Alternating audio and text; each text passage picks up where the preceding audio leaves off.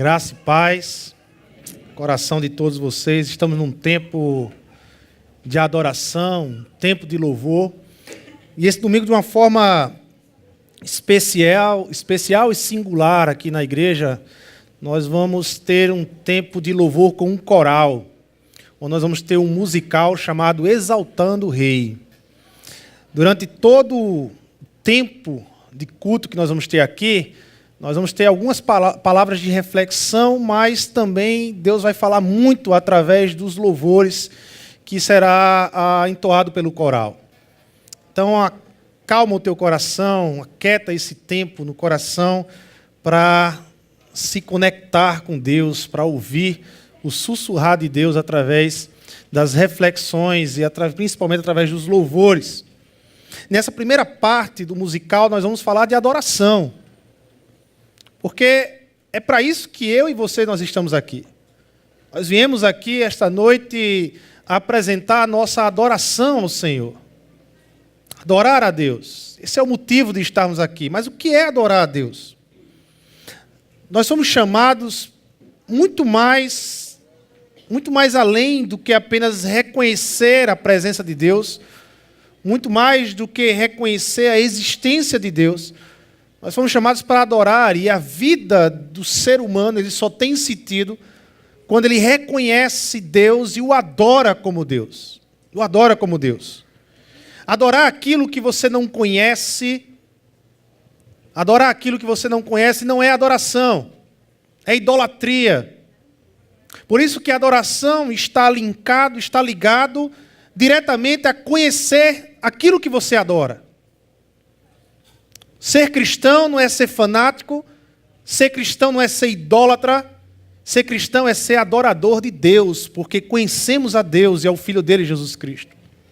E isso nos faz ser adorador. Adoramos aquilo que conhecemos, não pela ignorância. O salmista que escreveu e que inspirou o Salmo 42 e o Salmo 43, fala dessa adoração, dessa necessidade de adorar, de ansiar na alma a presença de Deus, de ansiar na alma o desejo de adorar a Deus. O Salmo 42 e o Salmo 43, ele tem um contexto cultural interessante para nós. O salmista ele está longe de casa, o salmista ele está longe de Jerusalém, ele está na Babilônia, ele está vivendo o seu exílio na Babilônia, e longe de Jerusalém ele começa a lembrar daquilo que lhe traz alegria, daquilo que ele fazia, daquilo que ele adorava, porque para o salmista lá na Babilônia, a adoração ficou em Jerusalém, e ele não consegue trazer a adoração para a Babilônia, porque para o salmista naquela época, adorar significa estar num templo físico, num lugar físico, em Jerusalém, em uma nação, algo geográfico e não algo que transcende a geografia. Então o salmista ele lembra das festas, ele lembra das peregrinações que ele fazia, e ele anseia na alma o desejo de adorar ao Senhor. Mas esse salmista, ele também vai nos envolvendo em uma adoração que vai cada vez mais ficando mais profunda, mais intensa com Deus. Se no primeiro momento ele lembra das festas e ele lembra do templo sobre adoração, num segundo momento agora ele olha ao seu redor, ele percebe a Babilônia ao seu redor, ele olha o seu contexto na Babilônia e ele percebe que ali não é o lugar dele, ele se sente deslocado, ele está longe de casa, está na Babilônia, exilado. Então ele começa a incomodar a alma, a adorar a Deus, mesmo no meio da tribulação. Mesmo no meio das lutas. Nós temos aqui dois estágios de adoração. No primeiro estágio é um estágio em que você lembra das necessidades, você traz à sua memória aquilo que Deus já fez na sua vida no passado. Mas você não consegue conectar esse Deus que ficou no passado para o presente. No segundo estágio da adoração, o salmista já traz então a adoração para o presente, no meio das lutas, no meio das dificuldades, no meio da tempestade. Mesmo assim ele vai lembrar a alma dele que ele precisa adorar a Deus. Mesmo longe de casa, na Babilônia ele precisa adorar a Deus. Mas é o terceiro estágio da adoração desse salmista que nos chama a atenção. Lá no Salmo 43, É o mesmo salmista, ele escreve o Salmo 42 e o Salmo 43. Então, lá no Salmo 43, ele chega à conclusão da sua adoração. Ele chega ao estágio mais profundo da sua adoração, quando ele diz no verso 4, então irei ao altar de Deus, a fonte da minha plena alegria, com a harpa te louvarei, ó Deus, meu Deus. O salmista aqui reconhece que Deus é a fonte da plena alegria dele. A adoração do salmista já não é mais lembrando do passado, daquilo que Deus fez no passado, e não é mais lembrando das circunstâncias do presente, das lutas que ele passa no presente para adorar a Deus. A adoração do salmista agora é o próprio Deus. Como o salmista mesmo diz aqui, Deus se tornou para ele a fonte da plena alegria, gente. Adoração de verdade, é quando Deus se torna a fonte da plena alegria. Adoração de verdade, é quando eu adoro, não pelas circunstâncias, não pelo que Ele pode fazer, mas pelo que Ele é. Ele é Deus, Criador dos céus e da terra, sustentador de toda a vida, inclusive a minha e a sua vida. Eu adoro por isso, por reconhecer que Ele é, como o salmista diz, meu Deus. Isso era muito forte na boca dos salmistas. Isso era muito forte na boca de Davi. Meu Deus. Deus que criou todas as coisas. É o meu Deus. Deus pessoal. O Deus que me livra de mim mesmo. Que me salva, que me abraça com todo o seu poder. João capítulo 20 fala de um homem que finalmente conseguiu se libertar de si mesmo e adorar a Jesus Cristo como Ele é. Nós somos a igreja do Senhor, chamados a adorar Jesus Cristo, nosso Deus, o nosso Senhor. Tomé, por muitos, é dito como aquele que duvida, como aquele que é vacilante na presença de Deus. Mas em João capítulo 20, nos versos 17 e 18, Tomé finalmente chega à adoração real. Ele, diante de Jesus, diante da sua incredulidade, Jesus chega para Tomé e fez: Tomé, toca em mim e veja o Deus que venceu a morte. Toque em mim e entenda e creia de uma vez por todas no Deus que venceu a morte. Tomé não toca em Deus. Tomé não toca em Jesus Cristo. Tomé profere da sua boca e do seu coração palavras de adoração. Ele olha para Jesus e diz: Deus meu, meu Senhor. Ele reconhece Jesus como Deus dele. Que essa noite possamos ser levados por esse grande coral a um tempo de adoração a Deus, de reconhecer como meu Deus, meu Senhor, digno de toda adoração. Amém?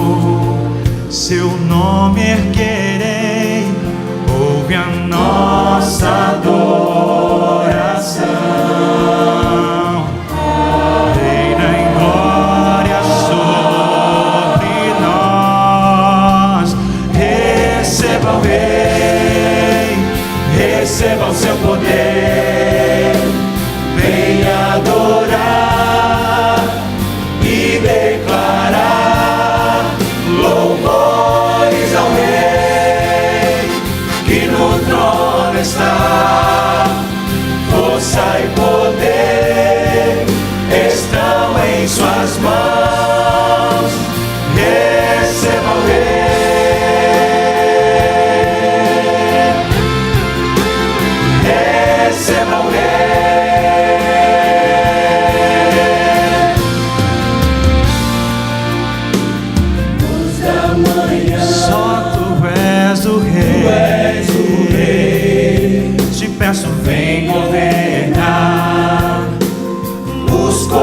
nações, teu é o reino de poder.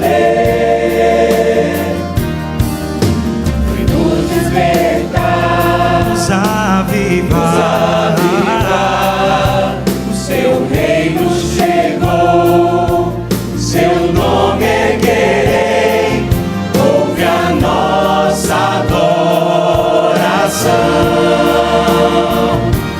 Reina em glória sobre nós.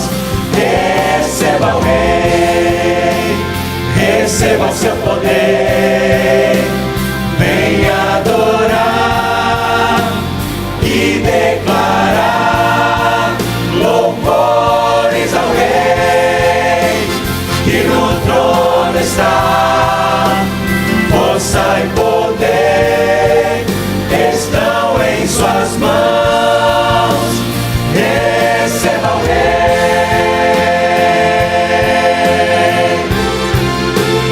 receba o Rei,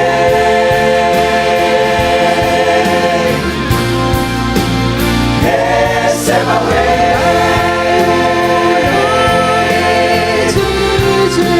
receba o Rei.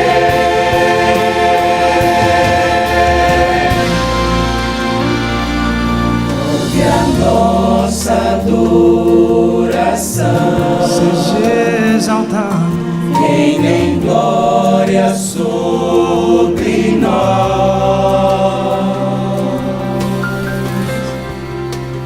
Receba o Rei, receba seu poder, venha adorar e declarar louvores ao Rei que no trono está. Força e poder estão em suas mãos. Receba o Rei, receba seu poder, venha adorar e declarar louvores ao Rei que no trono está. Força e poder estão em suas mãos, em suas mãos. Receba o Rei,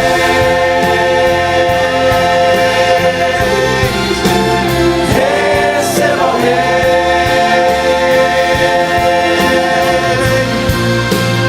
receba o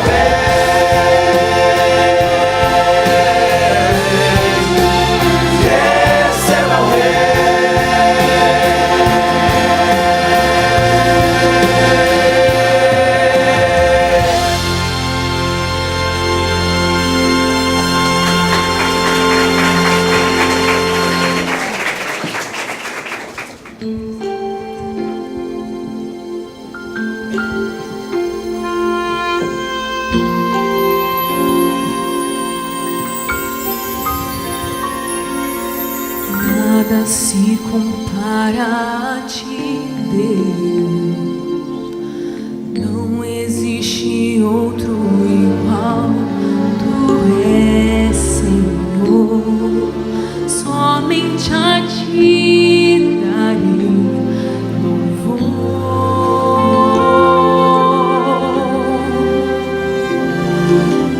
Não existe outro tão digno. A minha alma anseia por ti, quero dizer, Jesus, tu és o meu cantar.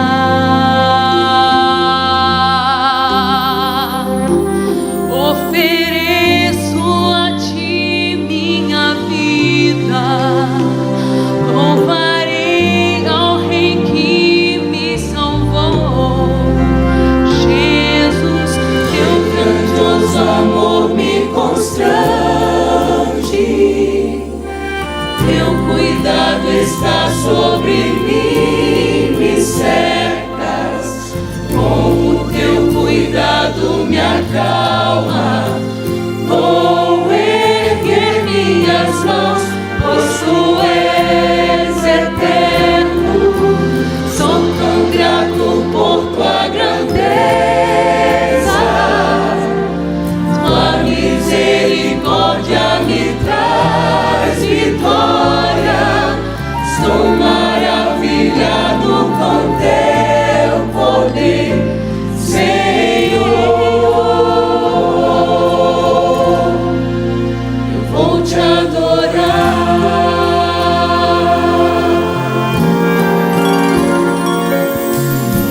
Tu és da canção o motivo. Posso encontrar alegria em ti, Jesus. Incomparável és, Senhor, meu Senhor. Para sempre és meu tesouro. Ao meu coração traz o consolo que eu preciso.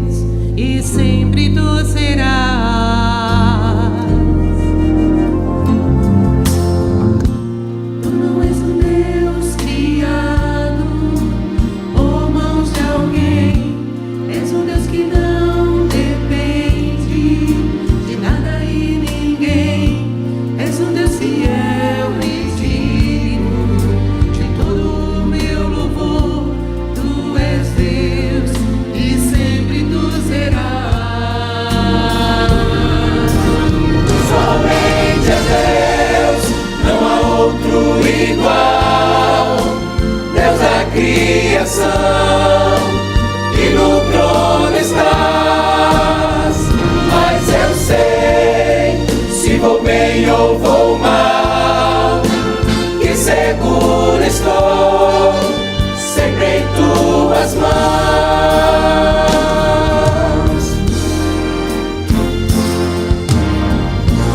Não há nada que detenha o teu poder e o teu eterno nome nunca passará. És um Deus fiel e digno de todo o meu louvor. Tu és Deus e sempre tu serás. Tu somente és Deus, não há outro igual. Deus da criação, que no trono estás. Mas eu sei, se vou bem ou vou mal, que seguro estou, sempre em tuas mãos. Não vai mudar, Não vai mudar, vai falhar, não vai falhar, jamais irá, jamais irá se abalar. não vai mudar, Não vai mudar, vai falhar, jamais irá jamais irá se abalar. Sim, tu somente é Deus, não há outro igual.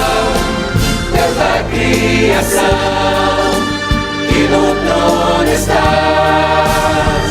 Mas eu sei, se vou bem ou vou mal, que seguro estou, sempre em tuas mãos. Cante conosco. Grande é o meu Deus, cantarei quão grande é o meu Deus, e todos hão de ver quão grande é o meu Deus, quão grande é o meu Deus, cantarei quão grande é o meu Deus, e todos hão de ver quão grande é o meu Deus.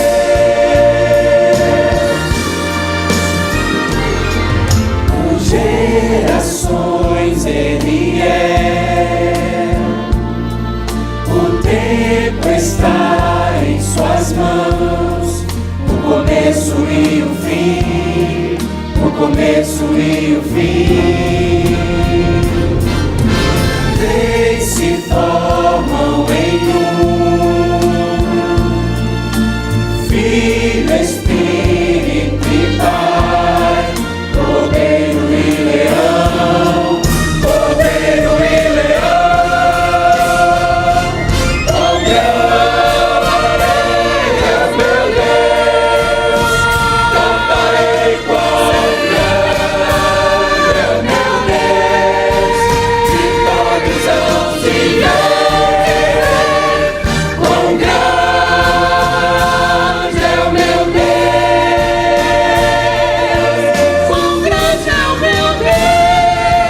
quão grande é o meu Deus, quão grande é o meu Deus. quão grande é o meu Deus, cantarei quão grande é o meu Deus, e todos hão de ver quão grande é o meu Deus,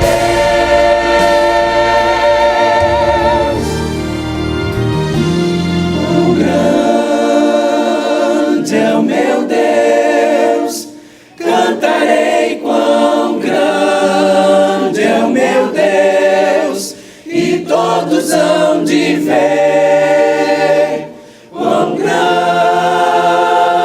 é o meu Deus.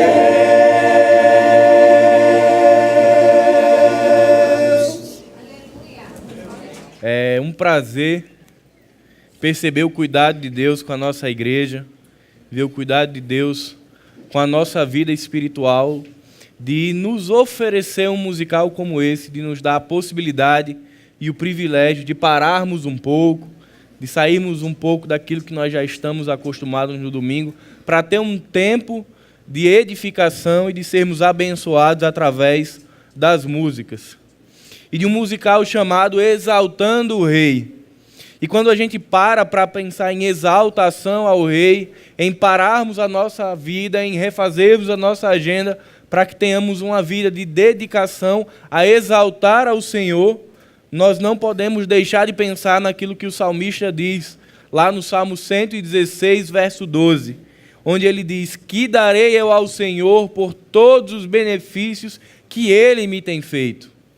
O salmista se pergunta, diante de tudo aquilo que o Senhor fez por ele, diante de todas as bênçãos que o Senhor derrama sobre a vida do salmista e derrama sobre a nossa vida enquanto igreja, ele se pergunta: o que eu, servo, posso fazer como expressão de gratidão?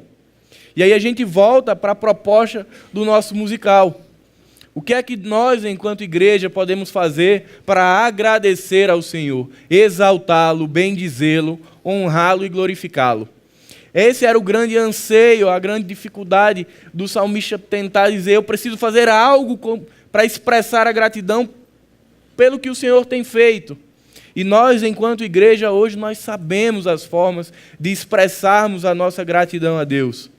O profeta Abacuque, no capítulo 3, quando ele está ali construindo a ideia de que existe uma satisfação no Senhor, mesmo diante de tempos difíceis, ele vai dizer: olha, ainda que a figueira não floresça, ainda que me falte mantimento, e ali ele vai discorrendo sobre algumas adversidades da vida, no final ele chega ao ápice da sua mensagem, ele vai dizer: olha, eu me alegro na minha salvação, o meu prazer e a minha satisfação está no Senhor.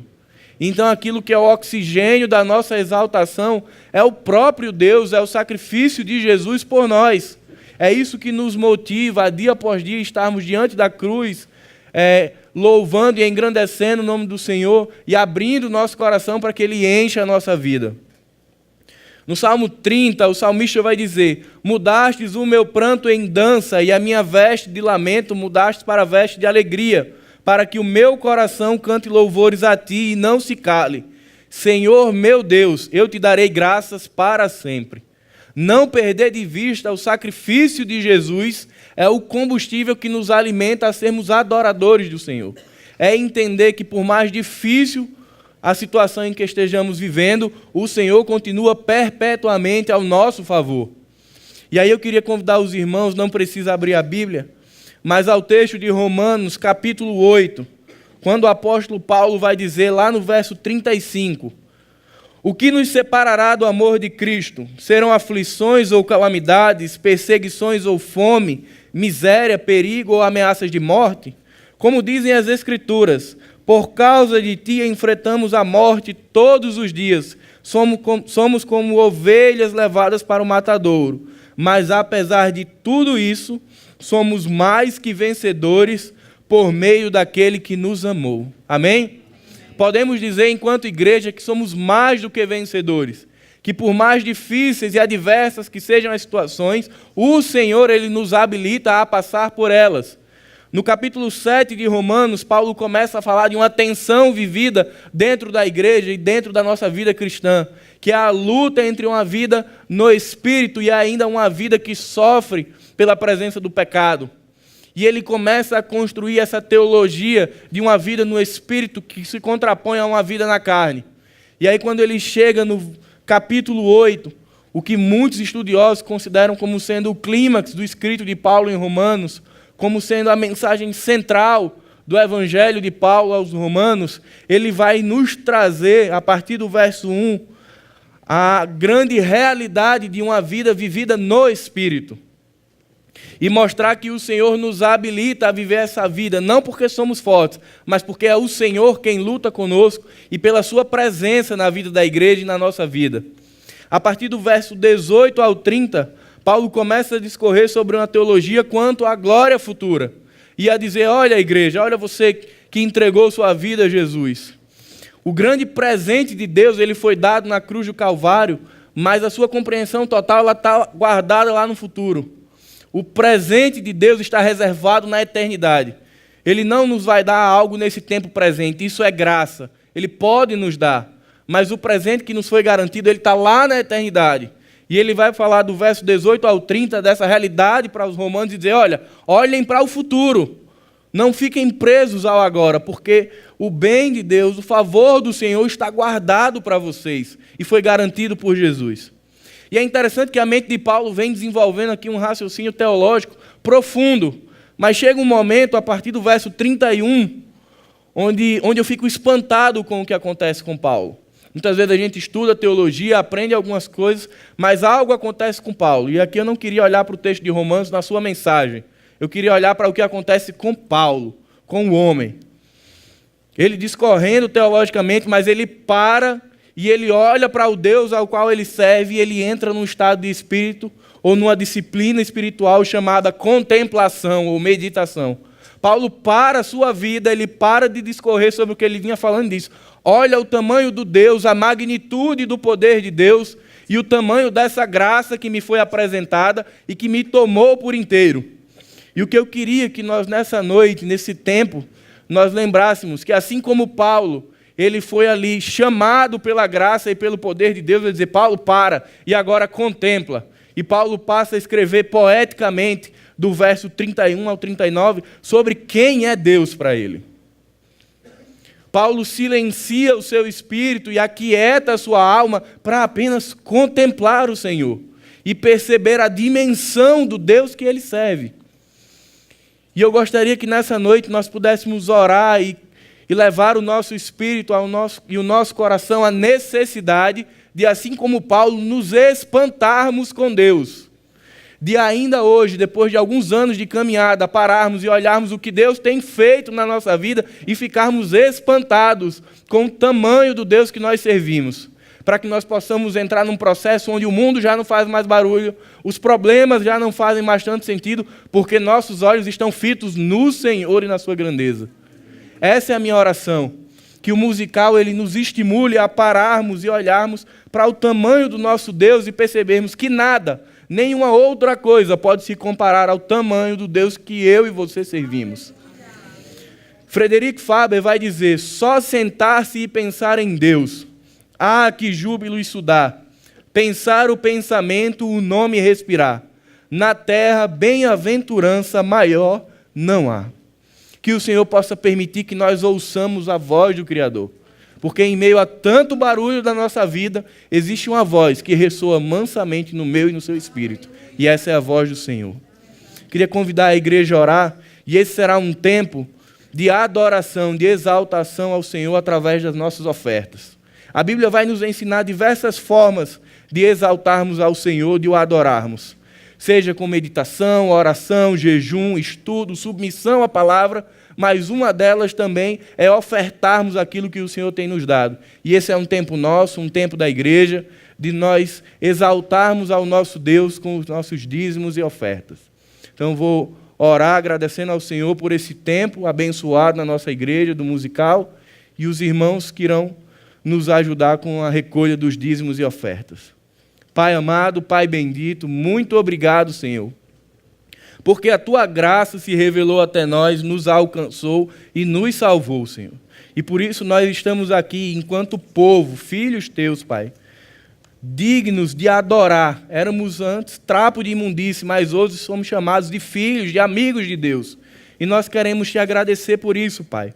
Nos ajuda a exaltarmos e glorificarmos o Teu nome, Senhor. Nos ajuda a aplicar com sabedoria todo o dízimo e oferta que será arrecadado nesse momento, Senhor. Que eles venham a ser usados para a proclamação do Teu reino e engrandecimento da Tua obra, Senhor. Muito obrigado pela vida desta igreja e de todos aqueles que estão espalhados sobre toda a face da terra, que Te adoram e Te reconhecem como Senhor e Salvador. É isso que nós Te oramos e Te agradecemos. Amém.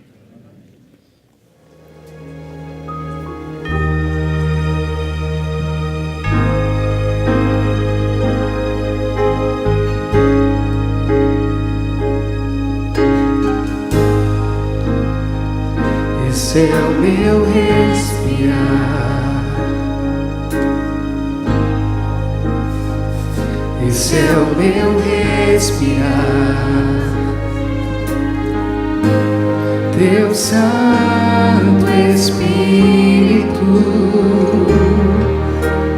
vive em mim,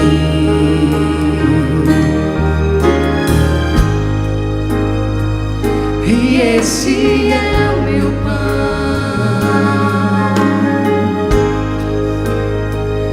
e esse é o meu pão.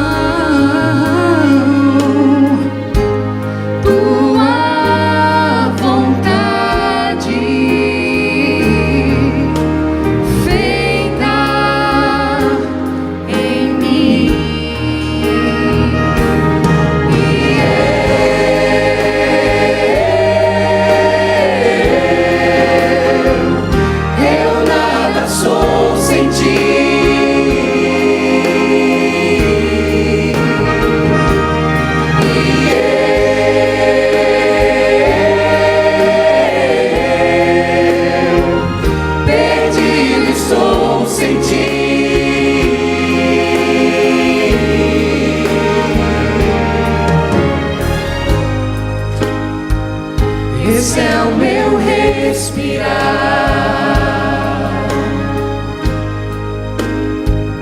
esse é o meu respirar. Teu Santo Espírito vive em mim, e esse é o meu pão, e esse é o meu pão, e esse é o meu pão, e esse é o meu pão. Tua vontade feita em mim,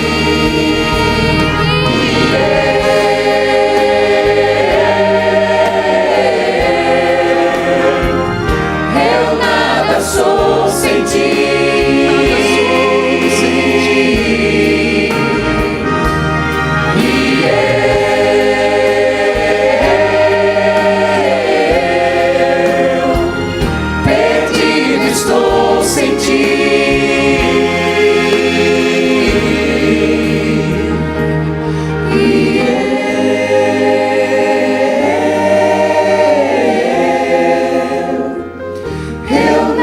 Sou sem ti,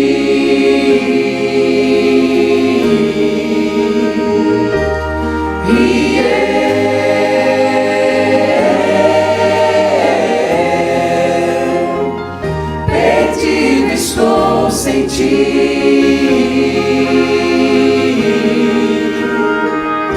eu nada sou sem ti.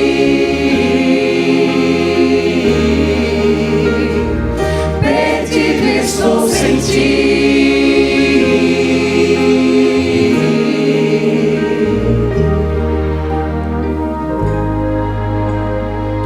Tu és meu respirar,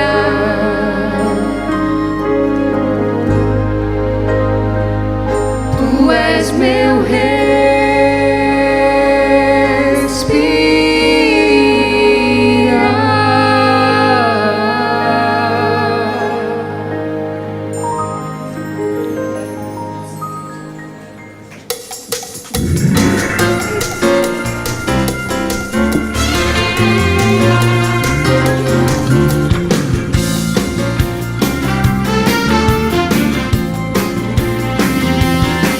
Eu estava mal, sem ter mais razão, sem ter esperança e paz. Eu estava só, sem ter ninguém, estava sem saída. Eu tentava seguir até o fim, mas força me faltou. Numa cova cheia de leões me vi, quando Deus me socorreu. Só Deus nos dá força, só Deus nos dá vitória, e sempre vem nos resgatar quando vem o mal. Deus é poderoso e faz maravilhas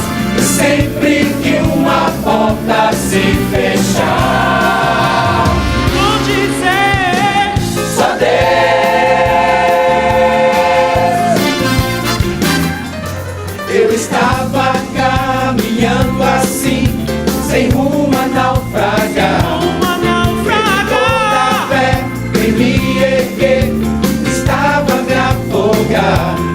Estava sendo engolido por acusações do mal. Como Jonas fui engolido, sim, mas Deus veio me livrar.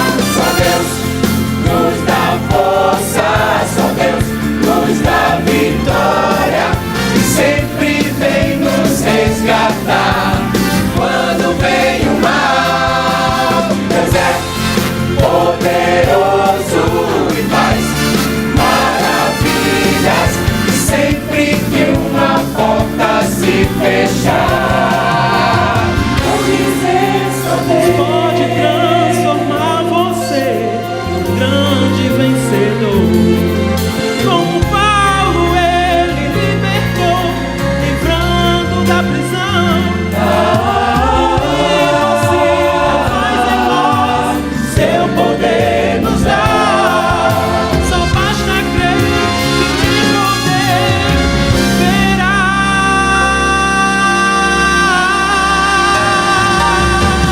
Só Deus nos dá força, só Deus nos dá vitória, e sempre vem nos resgatar quando vem o mal. Deus é poderoso e faz maravilhas, e sempre que uma porta se fechar, Vou dizer, só Deus nos dá força, só Deus nos dá vitória, e sempre vem nos resgatar quando vem o mal. Deus é poderoso e faz maravilhas, e sempre que uma porta se fechar,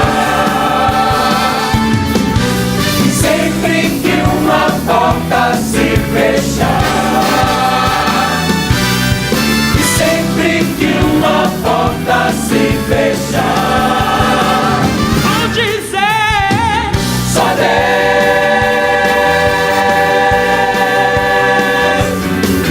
só Deus,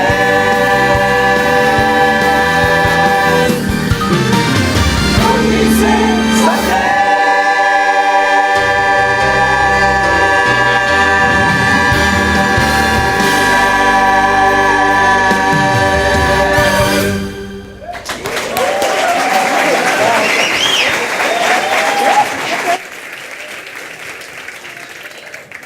Bênção de Deus. Amém, gente? Ô povo animado. Quando é para animar, o povo se anima mesmo. Olha aí, coisa boa. Tempo precioso, exaltando o Rei. Queridos, tantas músicas lindas que nós já cantamos até agora. Não precisa não. Não. Tantas músicas lindas que nós cantamos até agora e reflexões maravilhosas também com o pastor Arthur e com Paulo Júnior. Eu quero ler um texto que se encontra lá em Efésios, capítulo 2, que tem a ver com as músicas que virão. Se você quiser abrir, tudo bem, mas não precisa. Efésios 2, do 8 ao 10, diz assim: Pois vocês são salvos pela graça por meio da fé, e isto não vem de vocês, é dom de Deus. Não por obras para que ninguém se glorie, porque somos criação de Deus realizada em Cristo Jesus para fazermos boas obras, as quais Deus preparou de antemão para que nós as praticássemos. Algumas Bíblias dizem assim: pois vocês são salvos pela graça, mediante a fé, isso não vem de vós, é dom de Deus, não de obras para que ninguém se glorie, pois vocês são feituras de Deus, criados para boas obras, que Deus de antemão as criou para que nós andássemos nelas. Algumas versões devem ter isso. E aqui eu quero abordar duas situações. A primeira delas é sobre a salvação em Cristo Jesus. Nós somos chamados para ser salvos em Cristo Jesus, não por mérito próprio, não por vontade própria, porque o apóstolo Paulo mesmo diz lá em Romanos que todos nós caímos, todos nós buscamos o erro, o pecado, buscamos dar as costas para Deus, todos nós somos reprovados, todos nós estamos mortos, mas Jesus Cristo, com a sua maravilhosa graça, a si mesmo se deu para que eu e você fôssemos salvos. Uma graça escandalosa, uma graça maravilhosa, uma graça que não se explica. Ela é tão amorosa, tão gigantesca, tão poderosa, que ela não se explica, ela é preciosa. Por isso que nós a chamamos de maravilhosa graça, de preciosa graça, de poderosa graça, de escandalosa graça. Porque quem sou eu, pobre, miserável, pecador, destinados à ira de Deus, ao inferno, mas Deus de antemão me salvou, me dando vida, me dando uma novidade de vida e trazendo para a minha vida, um pecador, o evangelho que me restaura e me salva. O pastor Paulo César, do Grupo Logos, escreveu talvez uma das músicas mais belas que explique o que é o evangelho. O nome da música é o Evangelho, que diz assim numa das partes dela: o evangelho é quem desvenda os nossos olhos e desamarra todo o nó que já se fez. Porém, ninguém será liberto sem que clame, arrependido, ao Jesus Cristo, Rei dos Reis. O Evangelho mostra o homem morto em seu pecar, sem condições de levantar-se por si só, a menos que Jesus, que é justo, o arranque de onde ele está, o justifique e o apresente ao Pai. Mostra ainda a grandeza de um Deus. É interessante essa música porque é tão bíblica, é tão correta, que Deus, além da sua maravilhosa graça nos salvar, Ele imputou a nós a justiça que era de Cristo. Nós somos justificados. Deus olha para nós, olha você como um justo, mas não que você seja justo, é porque Jesus Cristo, que era o justo que morreu pelos injustos, derramou sobre você a justiça dele. Eu sou justo porque Jesus morreu por mim. Isso é graça, gente. Isso é maravilhosa graça que me dá força, que me dá coragem, que tira de mim o medo. Mas essa graça não deve ser presa à minha vida. Muitos de nós pegamos a graça de Deus, o poderoso Evangelho de Deus, que tem poder para restaurar vidas, e nós colocamos ele numa caixa, e achamos que é tão bom, que nós achamos que esse presente é só para nós mesmos. E o texto diz: porque vocês são feitura deles, vocês são obra, criação dele. E a palavra feitura significa beleza, poesia, arte. Ou seja, você é belo em Jesus Cristo, amém? Amém. Diga aí para quem está do seu lado: você é bonito, bonita em Jesus Cristo. Você é bonito. Mesmo que o irmão não seja, você diga.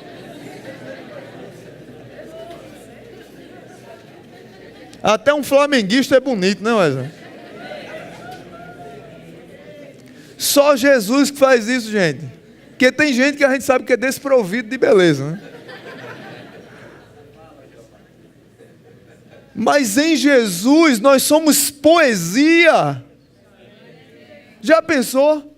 Você olha para aquela pessoa e você diz: você é uma poesia. O cara, ele sabe que não é, mas ele sai feliz. É uma poesia de Deus. Você é poema do Senhor.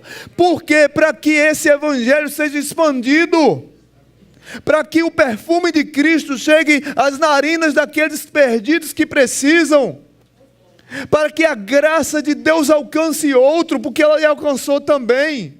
Não é à toa que lá em Atos diz que a igreja contava com a simpatia de todos e Deus acrescentava à igreja aqueles que iam sendo salvos. Ou seja, se a igreja contava com a simpatia, porque ela não era antipática, você tem que ser simpático para alcançar os outros. Você é poema para alcançar outros.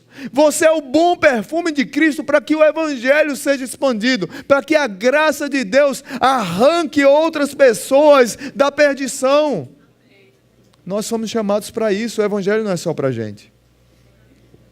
E aí eu quero contar a história de uma mulher que viveu essa realidade. E a vida dela exaltou a Jesus. Exaltou o rei, que é o tema desse musical. Ellen Roosevelt. Uma mulher, uma vida que exaltou o rei. Ela é de família abastada na Inglaterra. Entrega sua vida a Jesus. Seu tio e sua tia eram missionários. Sua família era indecisa quanto à fé. Ela faz medicina na Universidade de Cambridge. Me ajuda aí a turma do inglês. Cambridge. Falei bonito, quero me ensinar aqui. Decide ser missionária no Congo, na África, depois de terminar a medicina. Ela vai como missionária pela cruzada de evangelização mundial. Quando está lá no Congo, ela recebe uma boa oferta da sua igreja e de outras igrejas da Inglaterra, e ela funda um hospital com 100 leitos. Nesse hospital ela faz uma escola de enfermagem para que as enfermeiras também usem a vocação para alcançar o coração dos perdidos. Então ela dá a profissão e ensina a pessoa a pregar o evangelho para o pessoal do Congo, e eles espalham como missionários enfermeiros. Alguns trabalham com ela no hospital e outros saem como missionários enfermeiros. Cuidados básicos de saúde, ensinando as pessoas a se cuidarem. Mas essa mulher passa por um período de perseguição lá no Congo. Ela é perseguida pelos africanos por ser branca, e é perseguida pelos missionários brancos porque ela adotou um pastor negro como seu conselheiro. Como é que pode uma inglesa de família de lorde, médica, se submeter a um pastor africano negro? Então os missionários a perseguiam e os africanos a perseguiam. O Congo entra num colapso, numa guerra civil, em 1964, e no dia 29 de outubro de 1964, a casa dela é invadida, e acontece uma noite de horror na casa dessa médica. E na sua biografia diz assim: aquela foi uma noite de horror. Eu tentei escapar, mas não consegui. Eles me descobriram, puseram-me em pé, bateram em minha cabeça, bateram nos meus ombros, atiraram-me no chão, deram-me pontapés, levantaram-me outra vez, apenas para voltar a espancar para que eu caísse novamente. A dor era nauseante, dentes quebrados, boca cheia de sangue, o sangue pegajoso, o óculos desapareceu. Fora de mim eu estava entorpecido, horror, medo do desconhecido, do que iria acontecer ali depois. Foi empurrada, foi arrastada, foi levada de volta para casa. As pessoas ao redor ouviram os gritos dela, ouviram os insultos que ela sofreu, as maldições que proferiram contra ela. Mas em poucos minutos, quando levaram-a de volta para casa, um outro biógrafo falou dela que um soldado a forçou a deitar de costas, caindo sobre ela.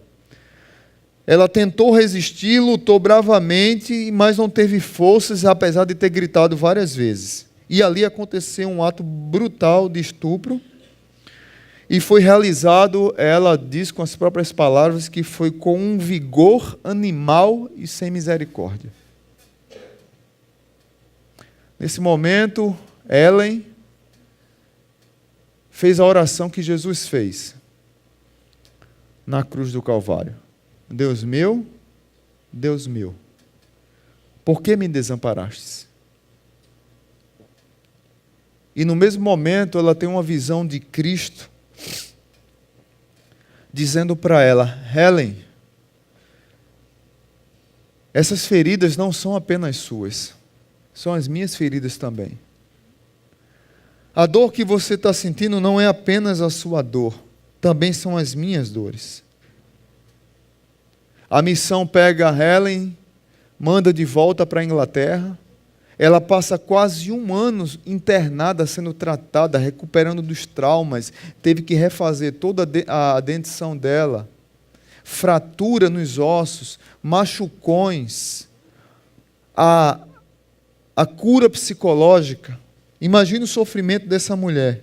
Mas 1 ano após o tratamento, ela procura a agência missionária da Cruzada de Evangelização Mundial e diz assim: estou pronta, quero voltar a ser missionária.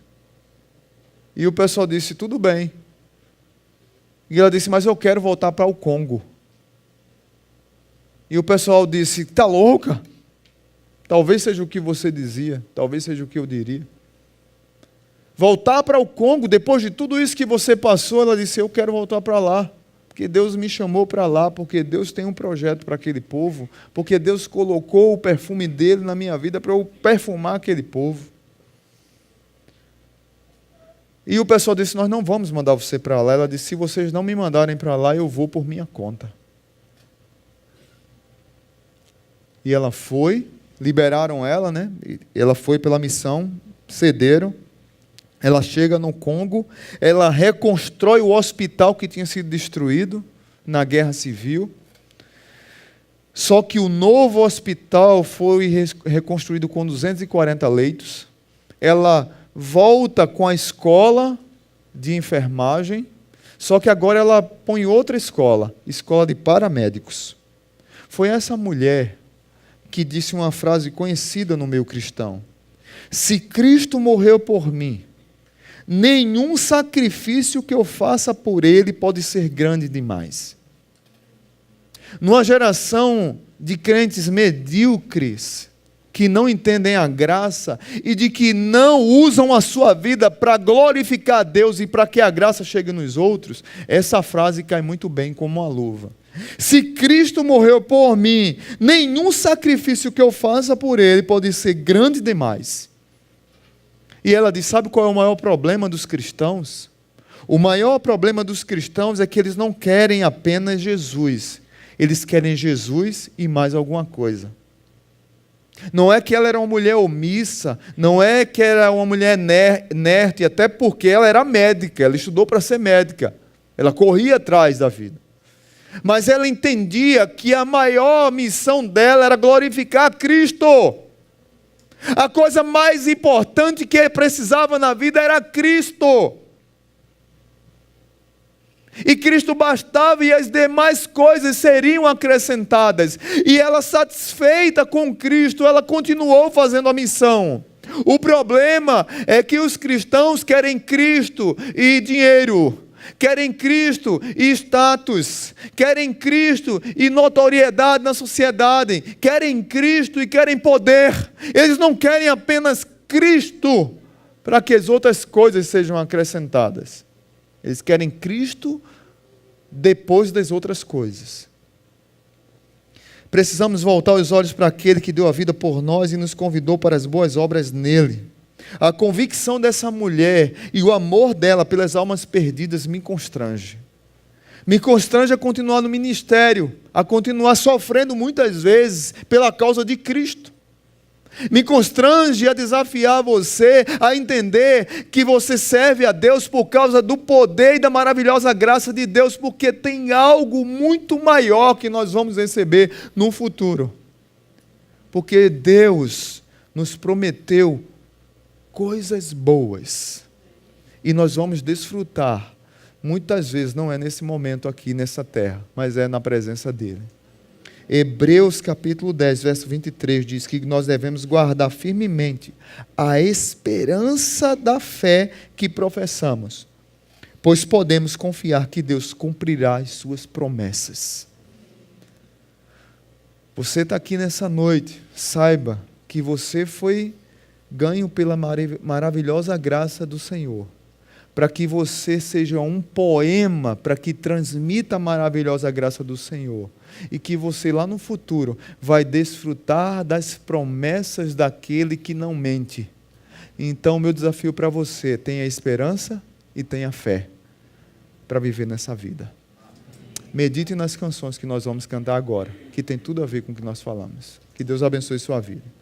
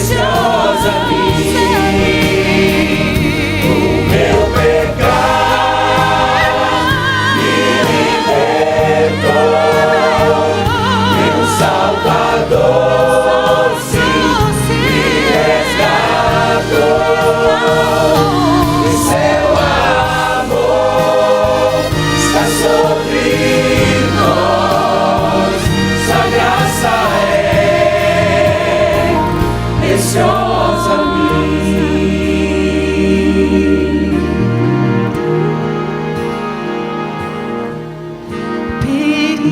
Perigos mil atravessei e a graça me valeu. Eu salvo estou agora ao santo Lá do céu, ao santo lar e ao céu, o santo.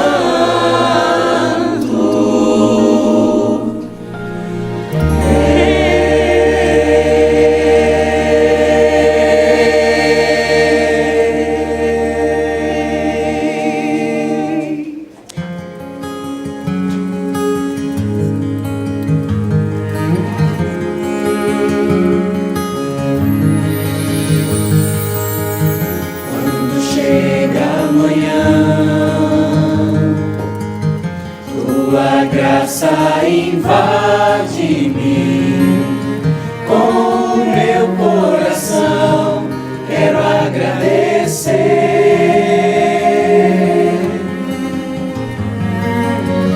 Quando a noite vem, sou tão grato, comigo estás, nunca irás me deixar.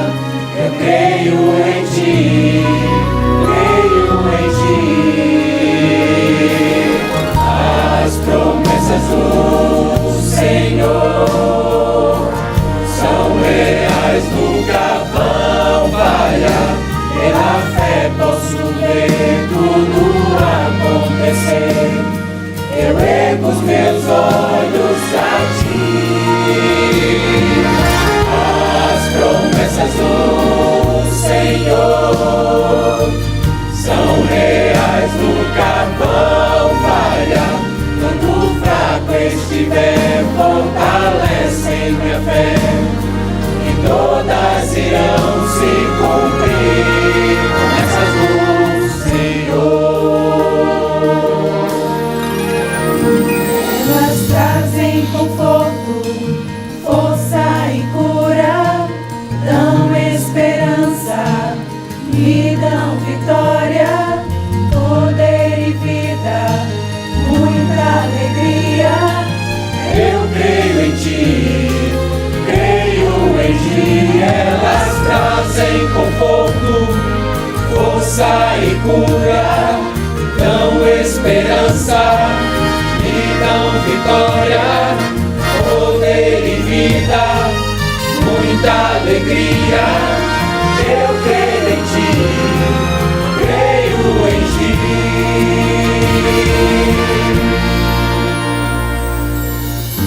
As promessas do Senhor são reais, nunca vão falhar. Pela fé posso ver tudo acontecer. Eu ergo os meus olhos pra ti. As promessas do Senhor são reais, nunca vão falhar. Quando o fraco estiver, fortalecem minha fé, e todas irão se cumprir. As promessas do Senhor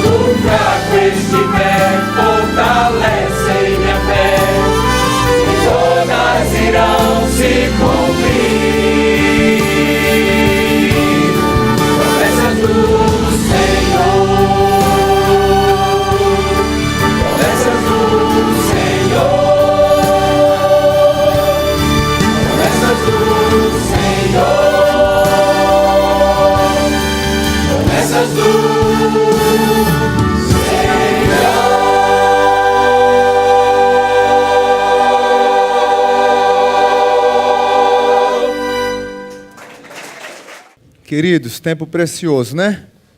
Tempo de graça, tempo de bênção, tempo de reflexão, tempo de adoração a Deus.